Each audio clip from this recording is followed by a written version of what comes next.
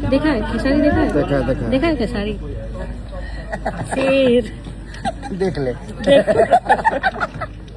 तो दोस्तों ये वीडियो स्पेशली खेसारी लाल यादव के विरोधियों के लिए था, लेकिन खेसारी को चाहने वालों के लिए भी एक खुशखबरी है। अगर आप लोग भी खेसारी को नहीं देखें तो जाके देख सकते हैं।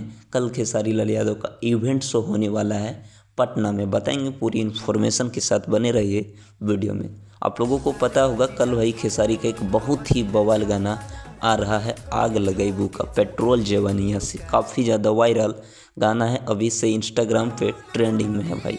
तो कल इस गाने का लॉन्चिंग इवेंट शो होने वाला है। जितने भी खेसारी लाल यादव के चाहने वाले हैं, आप लोग जाके खेसारी लाल यादव के गाने पे रील बना सकते हैं। और जितने लोग को लाइव देखे के वह भाई फॉलो नहीं किए तो ज़रूर से कर लीजिएगा, पूरा वीडियो देखने को मिलेगा। मिलते हैं फिर नेक्स्ट वीडियो में। Thanks for watching, love you all. इस वीडियो को दोस्तों खूब ज़्यादा शेयर कर दीजिए।